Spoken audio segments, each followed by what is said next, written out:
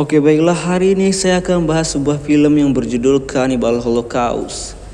Film yang rilis pada tahun 1980 ini disutradarai oleh Ruggero Deodato dan menjadi salah satu film yang populer karena mengangkat tema kanibalisme secara penuh. Meskipun begitu, ternyata film ini banyak dicekal di hampir 50 negara. Hal itu dikarenakan film ini banyak sekali menampilkan adegan sadis yang terkesan sangat nyata. Jadi saya sarankan bagi anak-anak yang di bawah umur, apalagi yang belum akil balik, untuk skip video ini. Film ini sendiri menceritakan tentang perjalanan Profesor Harold Monroe yang mencari jejak para kru film dokumenter yang hilang di hutan Amazon saat dalam tugas meliput suku-suku yang berada di hutan tersebut. Para anggota kru film tersebut adalah Alan Yates sebagai sutradara, Faye Daniels, pacar Alan Yates, sebagai penulis naskah, Mark Tomaso dan Jack Enders sebagai kameramen. Film ini memiliki latar tempat di hutan Amazon bagian Kolombia. Jadi film ini pun dibuka dengan menampilkan hutan Amazon tersebut. Di awal film kita juga diperlihatkan seorang reporter berita di kota New York yang sedang memberitakan tentang kasus hilangnya 4 kru film tersebut, yang beberapa waktu lalu pergi ke hutan Amazon untuk membuat film dokumentasi tentang suku yang mendiami hutan tersebut. Sang reporter juga menyebutkan bahwa mereka terakhir kali terlihat di perbatasan antara Peru dan Brazil. Mereka menyebutkan bahwa mereka akan pergi ke Rio Ocoro, dan dari situ mereka akan berjalan kaki masuk ke hutan menuju ke tempat yang biasa disebut Green Infernal. Itulah info terakhir yang bisa diketahui, dan selanjutnya tidak diketahui lagi apakah mereka masih hidup atau tidak. Karena itu, diutuslah seorang profesor bernama Harold Monroe yang merupakan seorang antropologis dari Universitas New York yang sangat sering melakukan ekspedisi di tempat yang primitif. Akan tetapi, ini adalah pertama kalinya dia memasuki hutan Amazon dan akan menjadi tantangan tersendiri bagi Profesor Monroe. Dia pun segera berangkat. Singkat cerita, saat dia telah sampai di sana, dia berkenalan dengan seorang pemimpin tentara di sana. Tidak sendiri, Profesor juga ditemani oleh seorang pemandu bernama Chaco dan asistennya bernama Miguel untuk membantunya masuk ke dalam hutan Amazon. Mereka juga membawa salah satu anggota suku yang berasal dari suku Yakumo. Nah, jadi di dalam hutan Amazon tersebut terdapat 3 suku, yaitu Yakumo, Yamamomo, dan Samatari. Setelah jauh berjalan menelusuri hutan, mereka menemukan bekas kayu bakar dari suku Yakumo. Mereka melihat jejak yang ditinggalkan suku tersebut lalu mengikutinya. Tak jauh mereka menemukan tengkorak kepala yang terlihat masih cukup baru. Chaco pun mengecek tengkorak tersebut dan ternyata itu adalah tengkorak temannya yang bernama Felipe Ocana, yang juga merupakan seorang pemandu hutan sama seperti dirinya. Chaco berkata kemungkinan Felipe melakukan kesalahan besar yang membuat dia harus berakhir mengenaskan.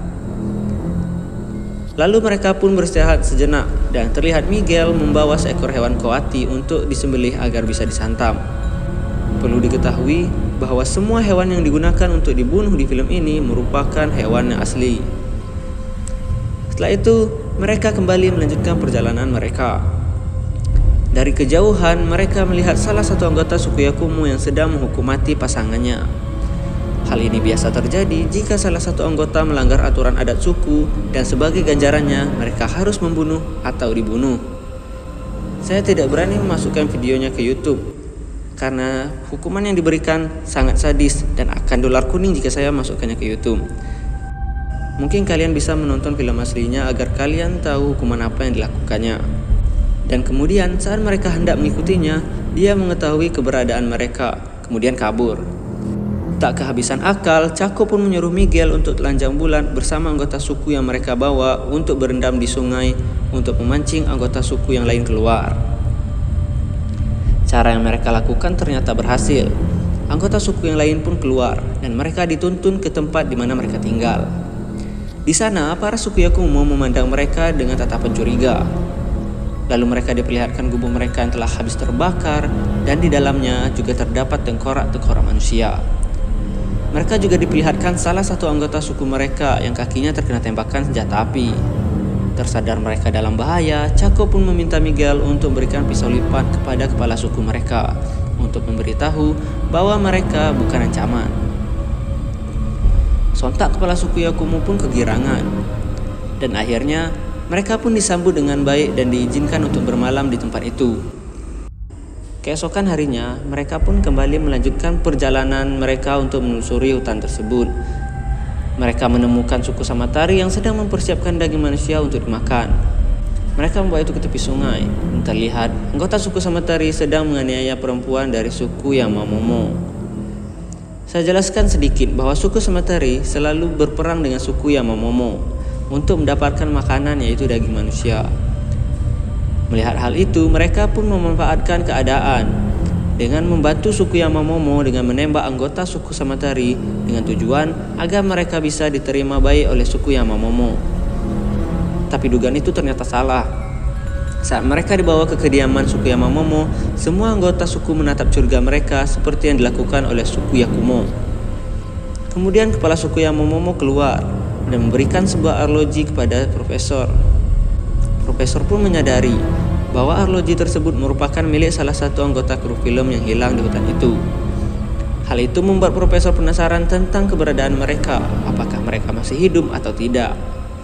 Karena sudah kehabisan petunjuk, profesor pun melanjutkan eksperimen, yaitu dengan cara bertelanjang dada dan pura-pura mandi di sungai. Tak lama kemudian, profesor dihampiri oleh beberapa perempuan dari suku tersebut. Saat perempuan itu pergi, profesor langsung mengikuti mereka.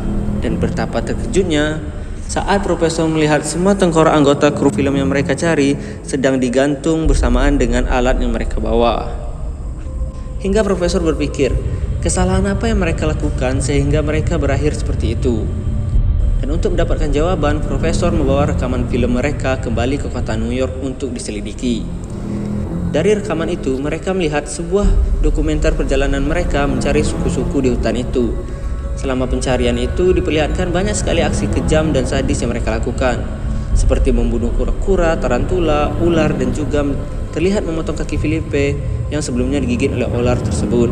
Tapi sayangnya, nyawa Felipe tidak bisa diselamatkan lantaran bisa ularnya sudah berjalan ke seluruh tubuhnya. Dan mereka pun meninggalkan mayat Felipe di sana.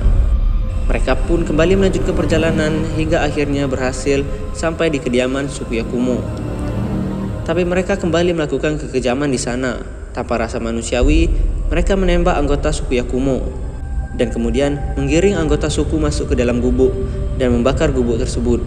Untungnya banyak dari anggota suku yang selamat. Akan tetapi banyak juga yang mati terbakar di dalam gubuk secara hidup-hidup. Hal ini mereka lakukan semata-mata untuk merekayasa dan mengambil kesan realistis untuk film dokumenter yang mereka buat.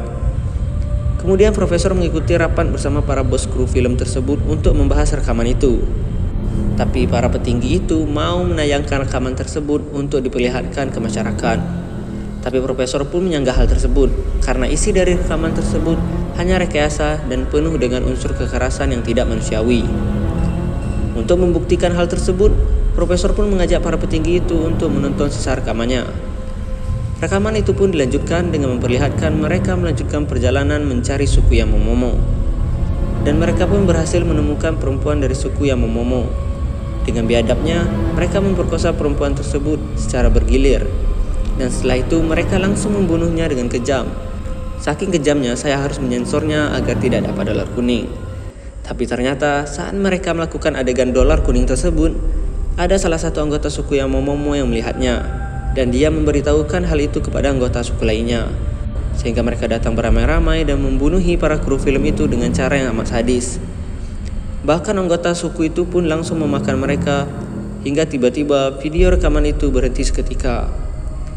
Setelah melihat rekaman tersebut, para petinggi mengurungkan niatnya untuk menyebarkan video tersebut. Akhirnya, dokumenter tersebut pun dimusnahkan.